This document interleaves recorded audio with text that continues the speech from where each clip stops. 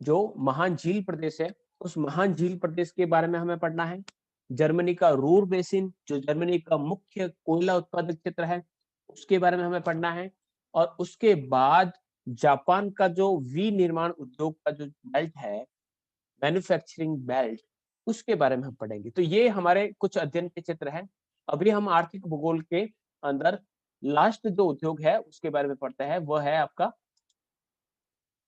कागज और लुगदी।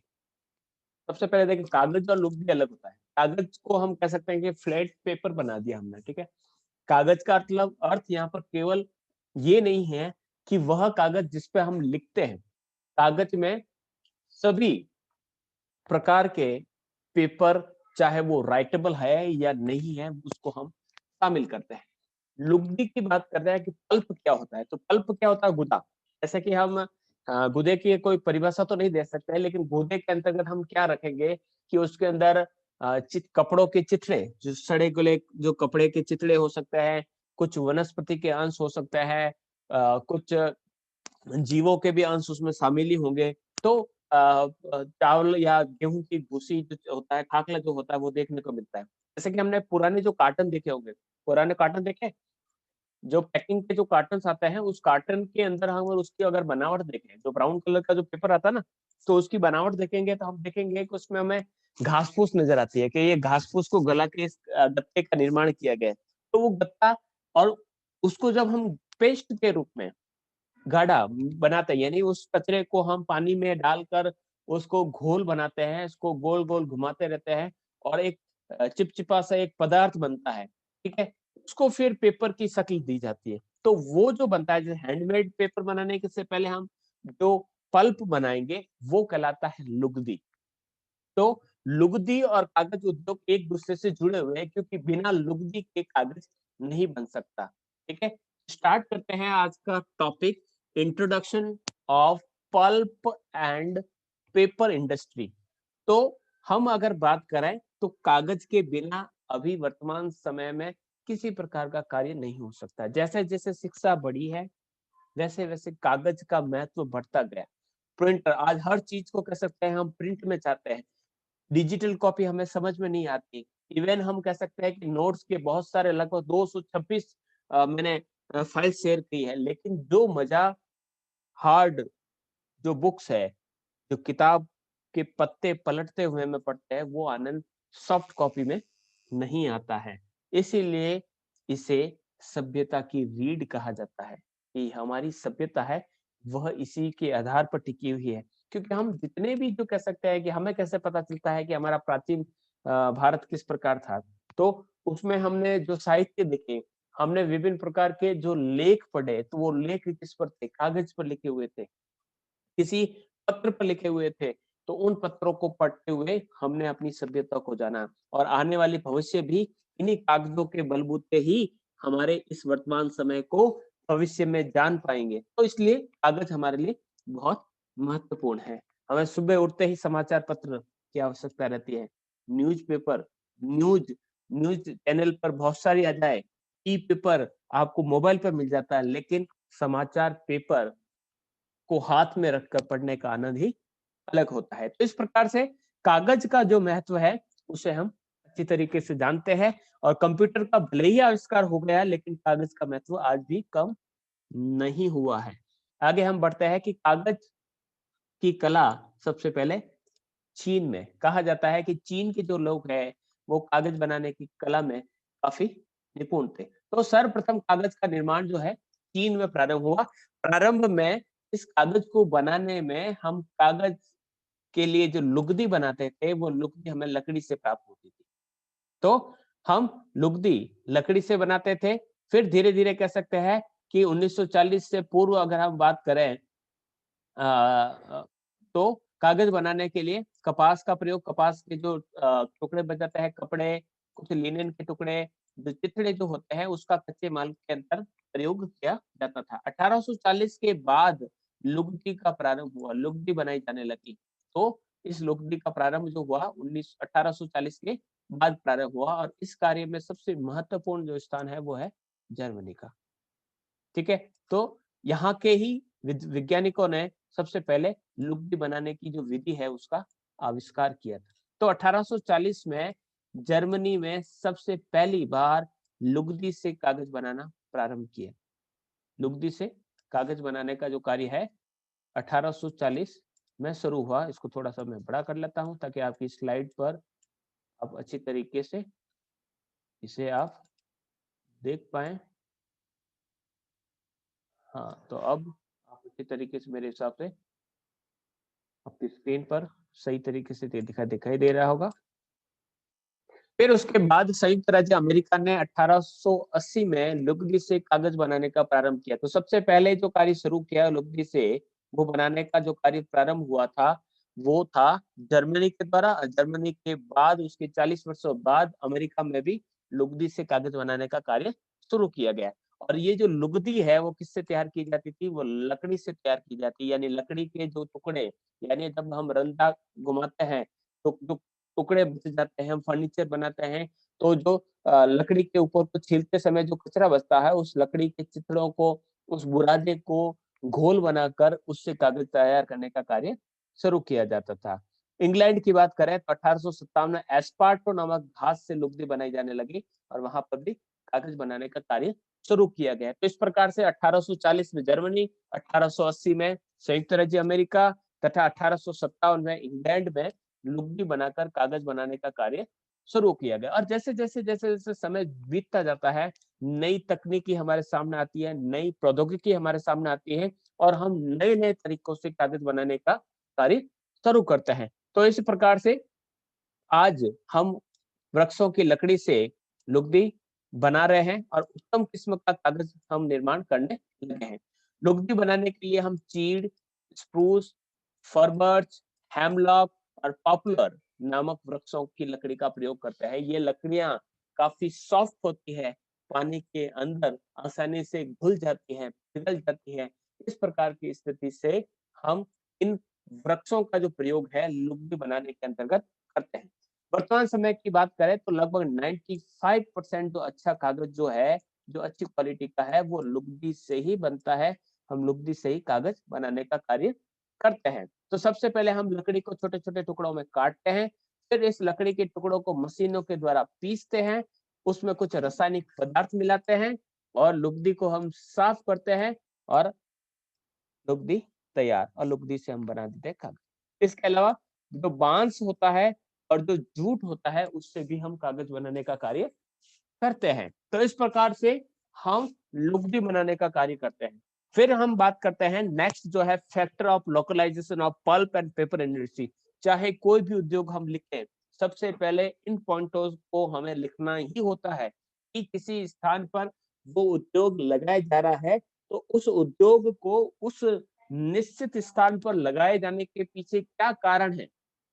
क्या कारण है कि एक ही स्थान पर कहीं पर तो लोहे का कारखाना मिलता है, कहीं पर हमें बिजली बनाने का केंद्र मिलता है, कहीं पर हमें चीनी या शक्कर बनाने के केंद्र मिलते हैं और कुछ ही ऐसे क्षेत्र होते हैं, वहाँ पर चारों ओर सूती वस्त्र बनाने के ही कारखाने देखने को मिलते हैं। तो डिपेंड करता है लोकलाइजेशन के फैक्टर।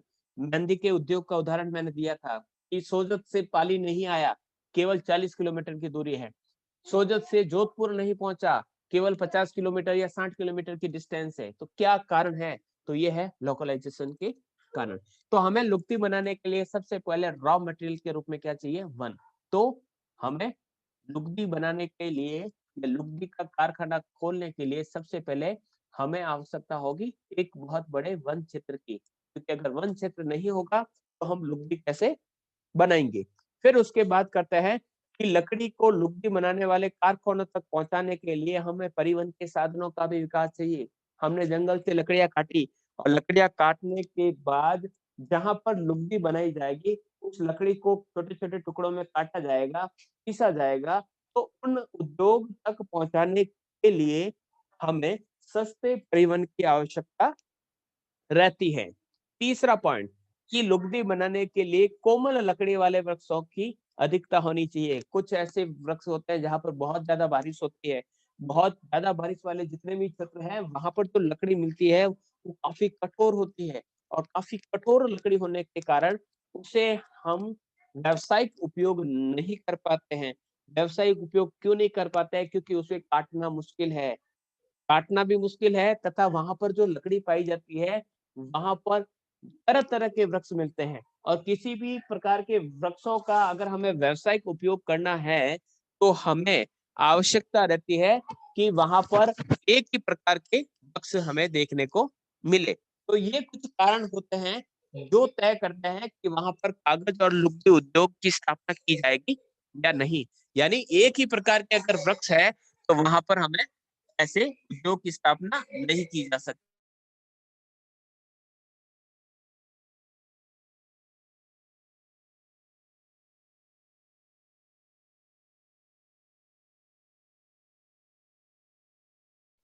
तो हमें इन बातों का ध्यान यानी व्यावसायिक उपयोग कब शुरू होगा जब वहां पर एक ही प्रकार की लकड़ी मिल रही है। एक बबूल का पेड़ है, एक जामुन का पेड़ है और एक नीम का पेड़ है, एक पीपल का पेड़ है। तो अगर वहां पर कोई कारखाना लकड़ी का बनाएगा, तरह तरह की लकड़ियां वहां पर थोड़ी काम आएगी। सागवान का एक पेड़ लगा है, शीशम का एक पेड़ लगा हुआ है, दूसरी कोई उपयोगी जो लकड़ी का जो पेड़ है वो अलग। तो अलग-अलग पेड़ कहाँ पर मिलते हैं जहाँ पर बारिश ज़्यादा होती है।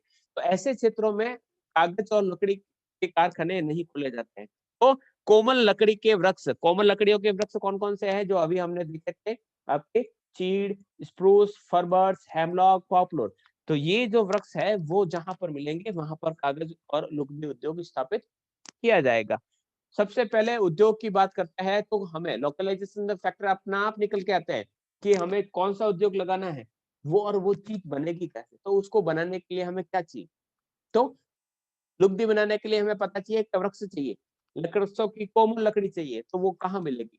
तो ये काफी महत्वपूर्ण है। फिर लकड़ियों को काटने के लिए, छीलने के लिए, लकड़ियों को घोलने के लिए हमें सस्ते श्रमिकों की आवश्यकता रहती है। तो दुग्ध उद्योग के लिए हमें पर्याप्त सस्ते और कुशल श्रमिकों की आवश्यकता रही है। तो अच्छी मात्रा में स्वच्छ जल की भी आवश्यकता चाहिए, क्योंकि स्वच्छ जल हमें पता है कि पानी अगर हार्ड होगा तो किसी चीज़ को हम घोल नहीं सकते। तो पानी स्वच्छ और मीठा होगा तो उसमें आसानी से हम किन्हीं पदार्थों को आसानी से घोल सकते हैं। तो लुगदी बनाने के लिए के कारखाने हैं वो नदियों के किनारे ही स्थित होते हैं। ये इसमें एक और भी कह सकते हैं कि नदियों के परिवहन के लिए लकड़ियों के परिवहन के लिए हमें ये काफ़ी सुविधा प्रदान करता है। कई ऐसी क्षेत्र आपने देखे होंगे कि लकड़ी के लट्ठों को हमें एक स्थान से दूसरे स्थान पर भेजना है, तो परिवहन का चार्ज नहीं लगे क्योंकि पहले तो ये लकड़ियाँ काफ़ी हल्की होती है, तो हल्की लकड़ियों को नदी के अंदर पहले से ही डाल दिया जाता है। तो नदी में उन लकड़ियों को डालने के बाद वो लकड़ियाँ उस नदी में बहती हुई चली जाती है और जहाँ पर फैक्ट्री होती है वहाँ पर उन लकड़ियों को रोक कर वहाँ से उन लकड़ियों को बाहर निकाल दिया जाता है। तो ट्रांसपोर्टेशन का चार्ज भी नहीं लगता है और माल जो है वो फैक्ट्रियों तक आसानी से पहुँच जाता है। तो वहाँ पर नदी और स्वच्छ जल की नदी हो तो वो काफ़ी फ़ायदेमंद रहती है। फिर लकड़ी पीसने और लुगदी बनाने के लिए मशीनों की आवश्यकता चाहिए। मशीनों का ज़िक्र आ गया, चाहे हम मज़दूरों की बात करें, चाहे हम ट्रांसपोर्टेशन की बात करें, हमें पूँजी की भी आवश्यकता चाहिए। फिर उसके बाद हमें रासायनिक पदार्थों की आवश्यकता होगी क्योंकि हम इस लकड़ी को घोलेंगे कैसे? तो कास्टिक सोडा, क्लोरीन, फिटकरी, विरोजा ये सस्ती दर पर वहाँ पर उपलब्ध होने चाहिए या फिर वहाँ के आस-पास के क्षेत्र में इन रासायनिक पदार्थों के निर्माण करने के भी कारखाने स्थापित होने चाहिए। क्योंकि दोनों ही जो उद्योग है इंटरकनेक्टेड है। अब पता है कि लकड़ी खोलने के लिए वहाँ पर लकड़ी कास्टिक सोडे की आवश्यकता रहेगी, तो वहाँ के आस-पास के क्षेत्रों में ऐसे उद्योग अपने आप खुल जाते हैं जहाँ पर कास्टिक सोडा बनाया जाता है, जहाँ पर क्लोरीन बनाया जाता है, फिटकरी का प्रयोग किया जाता है, बेचा जाता है, तो ये कार्य वहाँ पर स्थापित हो जाता है। फिर उसके बाद लुगदी तो हमने बना दी, लेकिन लुगदी को बेचेंगे कहाँ पर? तो लुगदी एकदम बिल्कुल सस्ती होती है। ठीक है?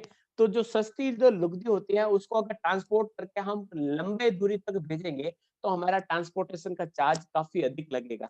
तो ट्रांसपोर्टेशन की चार्जेज़ को हम कम करने के लिए हम क्या करते हैं कि लुगदी जहाँ बनती है, उसके पास ही हम कागज़ बनाने का कारखाना लगाते हैं ताकि हमें ट्रांसपोर्टेशन का चार्ज नहीं लगे। तो अभी तक हमने जो पॉइंट्स पढ़े हैं उससे हमें क्या पता चलता है? पहली बात कि अ, कागज बनाने के लिए हमें पल्प चाहिए, पल्प बनाने के लिए हमें लकड़ी चाहिए, लकड़ी भी कैसी चाहिए सॉफ्ट। तो ऐसे क्षेत्र जहाँ पर सॉफ्ट लकड़ी मिलती है, वहाँ पर ट्रांसपोर्टेशन की सुविधा है, वहाँ पर स्वच्छ जल रहता है, उस स्वच्छ जल से ट्रांसपोर्टेशन से लकड़ी को लाएंगे, स्वच्छ जल में उसे घोलेंगे, वहां पर रासायनिक पदार्थों को मिलाएंगे और उससे हमें एक गाढ़ा पदार्थ मिलेगा। उस गाढ़े पदार्थ को हम पीस कर या मशीनों की सहायता से उसका बनाएंगे पेपर, और पेपर को हम अलग अलग शक्ल में बांट कर अलग अलग भागों में बेच देंगे। तो इस प्रकार से ये सारे के सारे जो उद्योग होते हैं वो इंटरकनेक्टेड होते हैं। तो सबसे पहले इनको हम वापस बात करते हैं, लकड़ी की उपलब्धता। तो कागज और लुगदी का उद्योग चोली दामन जैसा संबंध है, ठीक है। कागज बनाने के लिए लुगदी की आवश्यकता होती है, लुगदी का उपयोग लकड़ी पर निर्भर है। अप्रत्यक्ष रूप से कागज उद्योग को पर्याप्त मात्रा में कोमल लकड़ी की आवश्यकता है। कोमल लकड़ी होगी तो ही सबसे बढ़िया प्रकार का कागज बनाया जा सकता है और आसानी से वो घुल भी जाता है। लकड़ी अगर भारी होगी तो उसका परिवहन का चार्जेज अधिक लगेगा, और यदि ट्रक या रेल से कारखाना तक पहुंचाई जाएगी तो लागत अधिक आएगी। इसलिए कागज का जो उद्योग है वह वन क्षेत्रों के पास स्थापित किया जाता है। दूसरा कारक, मुलायम लकड़ी की आवश्यकता। तो इसके लिए देवदार, केल, चीड़, सिल्वर, फल, blue pine, spruce, larch, Douglas, ये जो वन है जो मुख्यतः कहाँ मिलते हैं, शीतोष्ण कटिबंधीय वन क्षेत्रों में पाए जाते हैं। शीतोष्ण कटिबंधीय कहाँ पर पाए जाते हैं, तो 30-35 से ऊपर के भाग जो उत्तरी गोलार्ध में उत्तरी ध्रुव की तरफ जाता है, यानी 30 से 60 के बीच मिलेंगे उत्तरी गोलार्ध में, और दक्षिणी गोलार्ध में आपको इस प्रकार के वन देखने को मिलेंगे। इन वनों में क्या सुविधा मिलती है कि यहाँ पर एक ही प्रकार के वृक्ष एक ही स्थान पर अधिक पाए जाते हैं, यानी चीड़ है तो सारे के सारे पूरे जंगल में चीड़ ही चीड़ मिलेगा।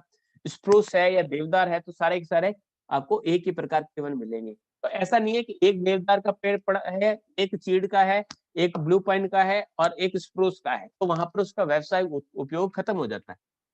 ठीक है, जैसे कि आपने अपने खेत में कह सकते हैं कि एक क्यारी में टमाटर लगाया है, एक क्यारी में बैंगन लगाए, एक क्यारी में आपने प्याज लगाया है, तो छोटी छोटी क्यारियां बनाए तो व्यवसाय उपयोग थोड़ी है। कोई भी बाहर का व्यक्ति आएगा तो वो छोटी छोटी चीजें थोड़ी खरीद के जाएगा। अगर पूरे के पूरे खेत में आपने टमाटर लगाए हैं तो सारे के सारे व्यापारी वहां पर पहुंचकर आपके माल को आसानी से खरीद लेंगे, क्योंकि व्यापारी को एक ही जगह पर सारी चीजें मिल रही है। तो यहाँ पर समशीतोष्ण या शीतोष्ण प्रकार के जो कटिबंधीय वन क्षेत्र है वहां पर एक ही प्रकार के वृक्ष मिलते हैं। शीतकाल में इन लकड़ियों को काट कर गट्ठर में बांध कर बर्फ पर डाल दिया जाता है, और बर्फ में पिघलते पिघलते ये सीधे सीधे लट्ठे सीधे डायरेक्ट बिना किसी ट्रांसपोर्टेशन चार्ज के कहाँ पहुंच जाते हैं, फैक्ट्रियों के पास पहुंच जाते हैं। तो लट्ठे होते हैं, उन लट्ठों को इस प्रकार से बांध दिया जाता है, फिर इसको चारों तरफ से बांध के बर्फ के ऊपर डाल दिया जाता है। जैसे बर्फ पिघलती है, लकड़ियां बर्फ के साथ पिघलती पिघलती लट्टों के रूप में कहाँ पर पहुंच जाती है, फैक्ट्रियों के पास, और फैक्ट्रियों में उसे निकाल कर काम में लिया जाता है। शीतकाल में जब कृषि कार्य न होता है तो जो कृषक लोग होते हैं वो लकड़ी काट कर अपनी मजदूरी प्राप्त करते हैं, क्योंकि शीतकाल का क्षेत्र शीतोष्ण कटिबंधीय क्षेत्र है, बर्फ से जम जाते हैं खेत, वहां पर खाली बर्फ से जम जाती है, तो ऐसे समय में वो मजदूरी प्राप्त करते हैं इस क्षेत्रों में। यहाँ पर बहुत सी नदियां बहती है और इस नदियों पर विद्युत उत्पादन करके कारखानों को चलाया जा सकता है, और यहाँ की लकड़ी मुलायम होती है, इसलिए वृक्षों को काटना भी सरल होता है। फिर हम उद्योग के लिए पर्याप्त जल की उपलब्धता, क्योंकि बिना पानी के न तो मनुष्य रह सकता है और न ही उद्योग। और ये एक ऐसा उद्योग है कि हम कहते हैं कि लकड़ी को गलाया जाता है, तो गलाया जाता है तो किसमें गलाएंगे, पानी में गलाएंगे। तो 1 टन हमें अखबारी कागज बनाना है तो लगभग 100 टन जल की आवश्यकता हमें होती है। ठीक है, 100 टन और 1 टन बनेगा। तो ज्यादातर पानी जहां पर मिलेगा वहीं पर इस प्रकार के उद्योग स्थापित किए जाएंगे। तो भारत में ताप्ती नदी पर नेपा नगर में जहां पर अखबारी कागज बनाया जाता है, वहां पर ताप्ती नदी पर स्थित है। स्कॉटलैंड में क्लाइड नदी की घाटी में भी कारखाने स्थापित किए गए हैं, क्योंकि पानी की उपलब्धता रहती है। फिर चाहिए ऊर्जा, तो पानी के साथ साथ हमें बिजली की भी आवश्यकता होती है। तो 1 टन अखबारी कागज बनाने के लिए हमें लगभग 2900 किलोवाट घंटा विद्युत की उपयोग की जाती है। तो इतनी अधिक मात्रा में अगर हमें उपयोग विद्युत चाहिए, तो विद्युत जो सस्ती होगी और सस्ती जल विद्युत प्राप्त की जाती है जल विद्युत से। तो जल विद्युत जहाँ पर उत्पादित की जाती है उसी के आसपास के क्षेत्रों में इस प्रकार के उद्योग लगाए जाते हैं। तो भारत का ब्रजराजनगर कागज बनाने का जो कारखाना है वो महानदी के किनारे पर जल विद्युत का जो केंद्र है उसके पास ही स्थापित किया गया है। फिर हम बात करते हैं परिवहन के साधन, तो हर जगह तो पानी में इस प्रकार से तैराया नहीं जा सकता। तो शीतोष्ण कटिबंधीय क्षेत्रों में तो हमने कहा कि कटी हुई लकड़ी को कारखानों पर पहुंचाने के लिए नदियों में बहा जाता है, ठीक है। इसके विपरीत कई ऐसे जो क्षेत्र होते हैं जहां पर आयातित लकड़ी की जाती है, तो उनके कारखानों सागर तट के निकट स्थापित किए जाते हैं, ताकि जल मार्ग से जो लकड़ी आयात की जा रही है तो उसे बिना किसी व्यय के कारखाने तक पहुंचा दिया जाता है। जैसे स्वीडन से जो लकड़ी आती है, कहाँ पर, इंग्लैंड, तो यहाँ पर टेम्स है, ये टेम्स नदी के किनारे कागज के कारखानों की स्थापना की गई। तो इस प्रकार से सस्ता श्रम, उत्तम मशीनें, पूंजी, सरकार की नीतियां, प्रबंधन, ये सभी जो कारक होते हैं वो किसी भी उद्योग की स्थापना को प्रभावित करते हैं। अब हम कागज के उद्योग का पैटर्न देखते हैं, production pattern of paper and pulp industry, कि किस प्रकार से इसका उद्योग का विकास हुआ है। तो यहाँ पर पूरे विश्व की बात करें तो दो प्रकार के यहाँ पर लुगदी उद्योग विकसित होते हैं। एक तो यांत्रिक विधि से लुगदी का निर्माण किया जाता है, यानी मशीनों के सहायता से लुगदी बनाई जाती है, और दूसरा जो है किसी रसायनों को उस कचरे में मिला दिया जाता है और उससे लुगदी तैयार हो जाती है। लुगदी उद्योग जितने भी है तो विश्व के जो शीतोष्ण कटिबंधीय जो क्षेत्र है तो वहां पर इनका विकास हुआ है, क्योंकि वहां पर मुलायम लकड़ी हमें मिलती है। तो लुगदी उत्पादक क्षेत्रों को अगर बांटे तो यहाँ पर 3 क्षेत्र हमारे सामने आते हैं। एक तो यूरोपियन क्षेत्र, जहाँ पर जो शीतोष्ण कटिबंधीय यानी उत्तरी गोलार्ध का जो उत्तर का जो इलाका है वहां पर। फिर संयुक्त राज्य अमेरिका और कनाडा की बात करें, जो भी आपके शीतोष्ण कटिबंधीय क्षेत्रों में है, और पूर्व सोवियत संघ जो रशियन जो क्षेत्र है वहां पर इनका नाम, यानी रशिया, अगर हम इसको अगर मैप में अगर देखें तो मैप के अंदर अगर देखें तो हमारे पास लुगदी वाले क्षेत्र है। अब दक्षिणी गोलार्ध में अगर देखेंगे तो ना यहाँ पर नाम मात्र है। एक तो है आपका ये रशियन क्षेत्र, ठीक है, या फिर उत्तरी अमेरिकन का क्षेत्र। फिर ऊपर है आपका ये आपके रशियन क्षेत्र, और तीसरा जो क्षेत्र है वो संयुक्त राज्य अमेरिका का जो क्षेत्र है वहां पर भी संयुक्त राज्य अमेरिका तथा कनाडा, यहाँ पर शीतोष्ण कटिबंधीय वन पाए जाते हैं। तो यहाँ पर कनाडा के क्षेत्र में यह ऊपर का जो क्षेत्र है, तो उत्तरी गोलार्ध के ऊपर ऊपर भागों के अंतर्गत आपके पूरे के पूरे क्षेत्रों में यहाँ पर इस प्रकार के उद्योगों का विकास हुआ। तो इसके अंदर आपका फिनलैंड, नॉर्वे, स्वीडन, जापान, रूस प्रमुख लुगदी उत्पादक क्षेत्रों को शामिल किया जाता है। ये पुराने डेटा है, तो पुराने डेटा के हिसाब से देखें तो विश्व में जो लकड़ी की जो लुगदी बनाई जाती है उसमें सबसे पहला जो स्थान है वो कनाडा का है, फिर संयुक्त राज्य अमेरिका, दोनों ही आपके उत्तरी गोलार्ध में है। फिर फिनलैंड और स्वीडन ये आपकी यूरोपियन राष्ट्र है, ठीक है।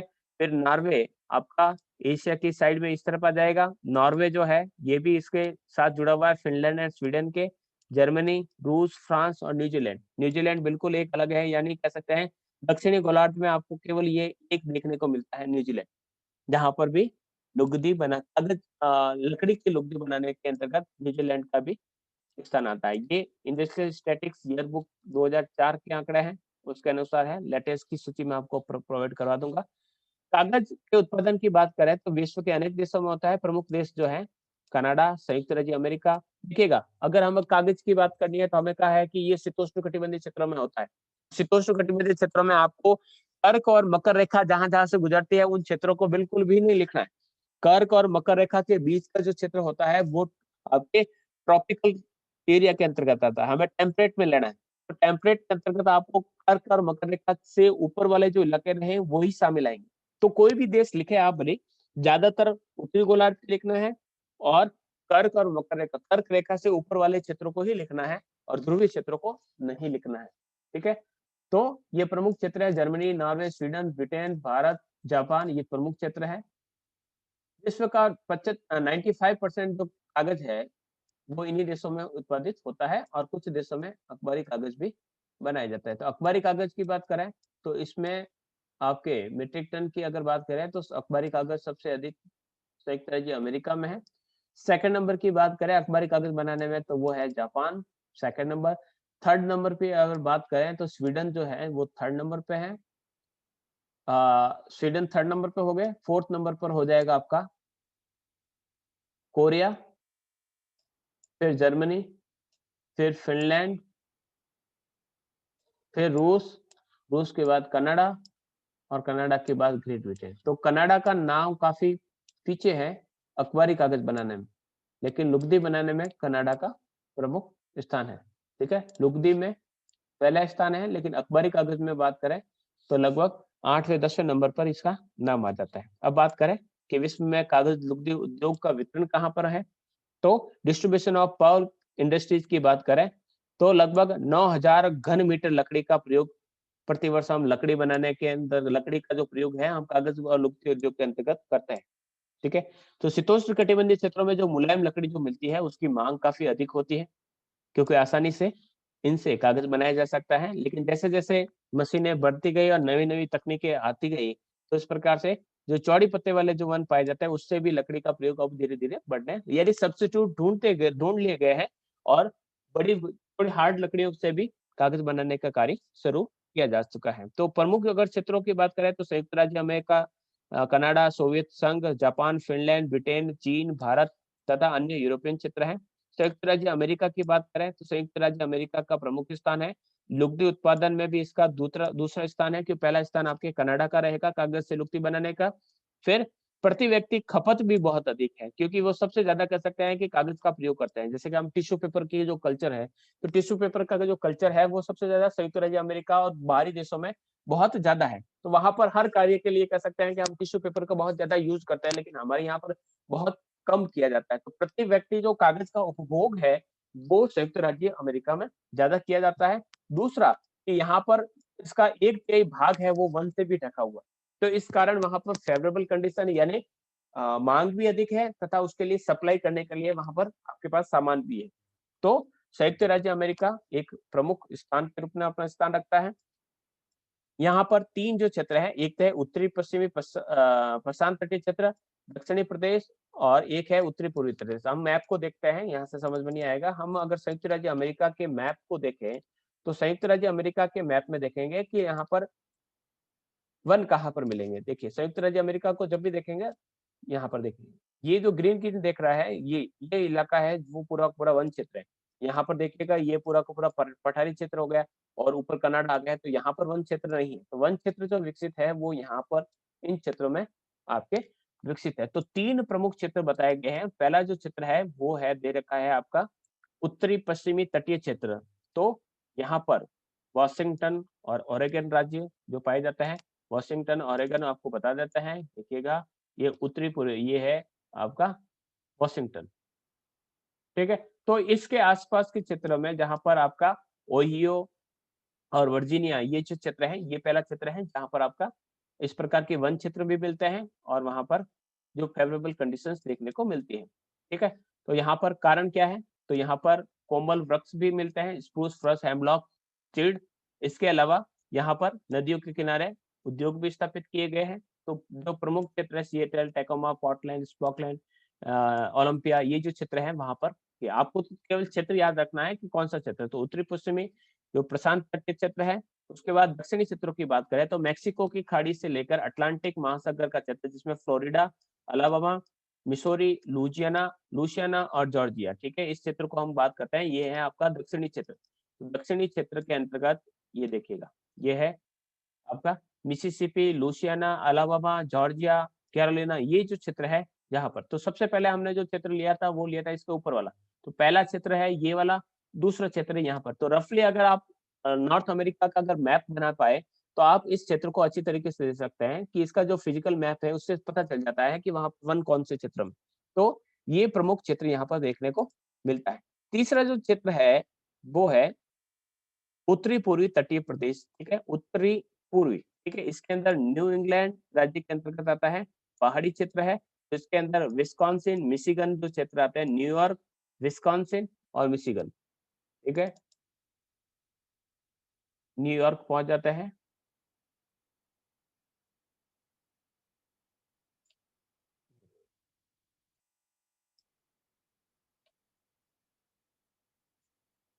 ये न्यूयॉर्क। ठीक है, ये जो क्षेत्र है पूरा का पूरा क्षेत्र। तो पहला क्षेत्र, के बाद दूसरा, और सबसे नीचे है तीसरा। तो तीनों ही जो क्षेत्र है वो आपके कहाँ पर, अटलांटिक तट के साथ लगे हुए क्षेत्र है। तो ये प्रमुख जो क्षेत्र है वो है आपके संयुक्त राज्य अमेरिका। फिर कनाडा की बात करें, कनाडा तो विश्व में प्रथम स्थान है, ठीक है। यहाँ पर शीतोष्ण वन अधिक पाए जाते हैं, और प्रमुख जो क्षेत्र है, विश्व की 15% लुगदी का निर्माण इसी के द्वारा किया जाता है। प्रिंस जॉर्ज, अल्बर्नी, मूसालेट और वैंकूवर द्वीप में लुगदी बनाने के कारखाने हैं। यहाँ लुगदी का सबसे बड़ा जो ग्राहक देश है, खपत, संयुक्त राज्य अमेरिका जो ठीक इसके नीचे की तरफ है। तो यहाँ पर कुछ फेवरेबल ये कंडीशन पाई जाती है, उसके कारण यहाँ पर इस उद्योग का विकास हुआ। फिर हम पूर्व सोवियत संघ की बात करें, तो यहाँ पर कौनधारी जो टैगा वन है वो पाया जाता है। तो स्कैंडिनेविया से लगाकर कम तट का प्रायद्वीप तक। अब स्कैंडिनेविया कहाँ पर है, तो हम दूसरा जो क्षेत्र है सोवियत संघ की बात करते हैं।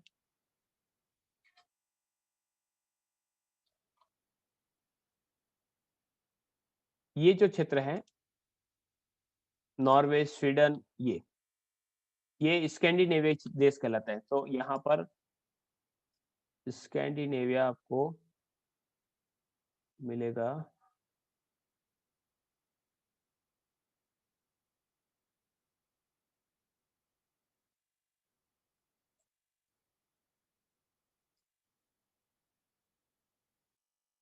ये पूरे स्कैंडिनेविया देश कहलाता है। यहाँ से लगाकर पूरा का पूरा कमचटका जो है वो आपके जापान के ठीक ऊपर है।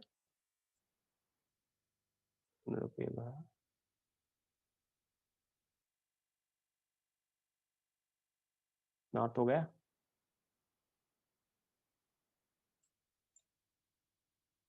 ये है कमचटका, ठीक है। तो ये बताया गया है, इसको छोटा कर लेता हूं मैं यहाँ से,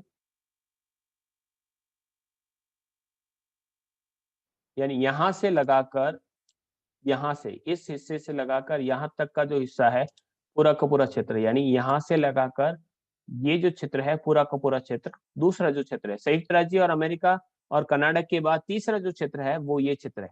तो स्कैंडिनेविया से लगाकर कमचटका प्रायद्वीप तक ये फैला हुआ है। यहाँ पर कौनधारी वन देखने को मिलते हैं। तो कौनधारी वनों का ये जो क्षेत्र है, इस क्षेत्र में आपके कौन कौन से क्षेत्र है, तो ये है 50 डिग्री है, 50 डिग्री उत्तरी अक्षांश से लगाकर 70 डिग्री उत्तरी अक्षांश तक एक लंबी चौड़ी पट्टी में ये फैला हुआ है। यहाँ पर नदियों द्वारा सस्ता परिवहन भी है, जल विद्युत के केंद्र भी है, रासायनिक पदार्थ बनाने के कारखाने भी यहाँ पर है, और इस क्षेत्र में रेल मार्गों का भी विस्तार है, और सस्ते श्रमिक भी यहाँ पर मिल जाते हैं। इसी कारण यहाँ पर उद्योगों का विकास हुआ है। तो प्रमुख केंद्र है मास्को, गोर्की, लेनिनग्राड, गोमेल और मिन्स्क। अब इनको पढ़ते हैं, मास्को से लगाकर कहाँ पर लेनिनग्राड, और कहाँ पर ये देखिए ये है यूराल पर्वत। यूराल पर्वत से हम बात करते हैं, सीधा पहुंचते हैं मास्को। मास्को पोलैंड, ये है मिन्स्क, ठीक है, बुल्गारिया, यूक्रेन, मास्को, ये रहा मास्को, ये रहा Moscow, Moscow, Minsk, Leningrad. Leningrad भी आपको यहीं पर देखने को मिलेगा।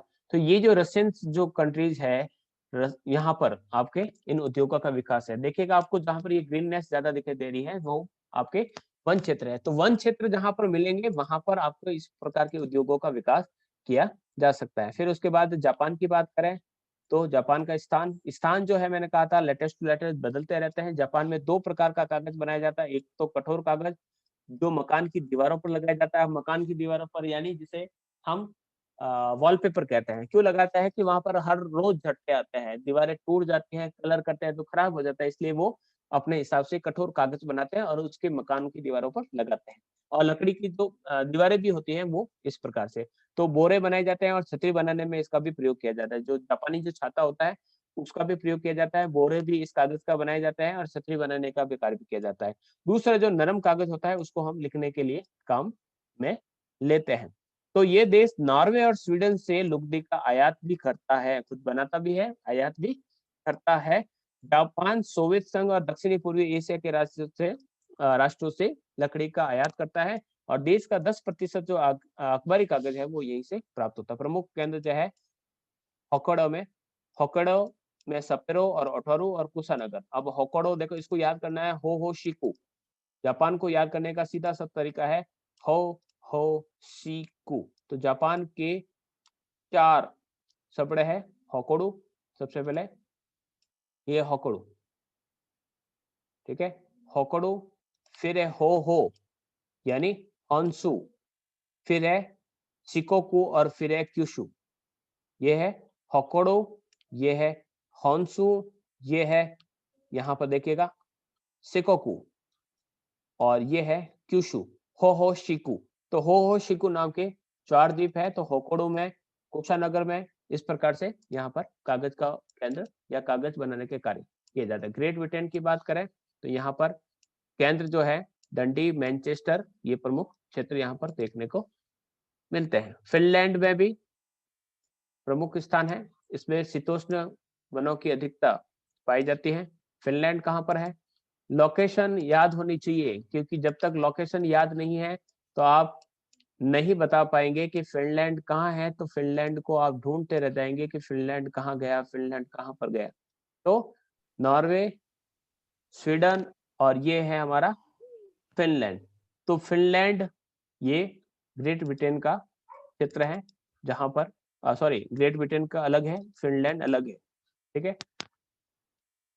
फिर इसके बाद ये प्रमुख क्षेत्र है, ये आपको रटनी है। फिर उसके बाद नॉर्वे, स्वीडन, जर्मनी, ऑस्ट्रिया प्रमुख क्षेत्र है। नॉर्वे के प्रमुख उत्पादक क्षेत्रों में फ्योर्ड और क्षेत्र है। नॉर्वे कहाँ पर है? नॉर्वे भी इसके ठीक ऊपर, ये रहा नॉर्वे, नॉर्वे की राजधानी ओस्लो, ठीक है। तो ये नॉर्वे है और नॉर्वे के अंतर्गत, नॉर्वे के ठीक ऊपर की तरफ ये स्वीडन है और स्वीडन के ठीक ऊपर की तरफ यहाँ पर आपको फिनलैंड देखने को मिलेगा। नॉर्वे, स्वीडन, फिनलैंड ये स्कैंडिनेविया देशों के अंतर्गत गिना जाता है और इसके ठीक ऊपर आपको बैरेंटिस सागर देखने को मिलता है। फिर है चीन। चीन में दक्षिणी चीन की पहाड़ियों पर मानसूनी वन पाए जाते हैं और उत्तरी चीन में आपको कौनदारी वन मिलते हैं। तो यहाँ पर भी कागज और लुगदी। भारत की बात करें तो 1816 में तिरुवंकर नामक स्थान पर सबसे पहले कागज का कारखाना स्थापित किया गया। वनों की कमी के कारण यहाँ पर बांस, सवाई घास और भावर घास से कागज बनाने का कार्य किया जाता है। चावल के भूसे का भी प्रयोग किया जाता है। केरल में रैनपुरम, कोझिकोड और उड़ीसा में ब्रजनाथ नगर, रायगढ़, महाराष्ट्र में वल्लभ नगर, सांगली, कामठी, आंध्र प्रदेश में सिरपुर, बिहार में डालमिया नगर, इस प्रकार के उद्योग के कारखाना है। और मध्य प्रदेश का जो नेपा नगर है, वहां पर अखबारी कागज बनाने का प्रमुख केंद्र है। दक्षिणी अमेरिका में क्षेत्र तो होंगे, लेकिन वहां पर जनसंख्या कम रहती है, इसलिए वहां पर मेरे हिसाब से इस उद्योग का ज्यादा विकास नहीं होगा, ठीक है। तो दक्षिणी गोलार्ध के कुछ देशों में अभी ये विकसित नहीं हुआ है। इसके अलावा हमने न्यूजीलैंड की बात की थी, तो न्यूजीलैंड में इस प्रकार से, ब्राजील, अर्जेंटीना और चिली में कागज का निर्माण बहुत कम मात्रा में होता है। कारण क्यों नहीं होता है, उसके पीछे कारण है कि यहाँ पर जनसंख्या का जो जमावड़ा है वो कम है। तो डिमांड नहीं है, इसलिए मांग नहीं है, इसलिए वहां पर सप्लाई करने की आवश्यकता नहीं रहती है। तो इस प्रकार से ये कागज और लुगदी उद्योग का जो चैप्टर है हमारा कंप्लीट होता है। और इसके साथ ही हमने जो बीए का जो 3rd ईयर है उसके अंतर्गत तीनों ही जो प्रमुख उद्योग है उसको पढ़ लिया है। इसमें आयरन और इंडस्ट्री, जो स्टील इंडस्ट्रीज है उसको सबसे पहले पढ़ा। फिर हमने सूती वस्त्र उद्योग को पढ़ा और आज हमने पढ़ा है पल्प एंड पेपर इंडस्ट्रीज। तो इंडस्ट्रीज को देखना है, सबसे पहले आयरन और स्टील इंडस्ट्री कहाँ पर होगी, तो सबसे पहले उसका परिचय, फिर उसके लोकलाइजेशन के फैक्टर, लोकलाइजेशन के फैक्टर के बाद उसका जो क्षेत्र है कहाँ से कहाँ तक, या कि विश्व वितरण किस प्रकार से पाया जाता है, वो लिखना होता है। तीनों ही उद्योग में आपको लोकलाइजेशन के फैक्टर तो लिखने ही होते हैं। और मैप का जरूर ध्यान रखें कि कहाँ कहाँ पर कौन कौन सा उद्योग स्थापित होता है और उसके पीछे क्या कारण है। ये कंप्लीट होता है, उसके बाद मेजर इंडस्ट्रियल रीजन है। तो सबसे पहले हम संयुक्त राज्य अमेरिका का जो महान झील क्षेत्र है उसके बारे में जो नेक्स्ट क्लास रहेगी उसके अंतर्गत हम पढ़ेंगे।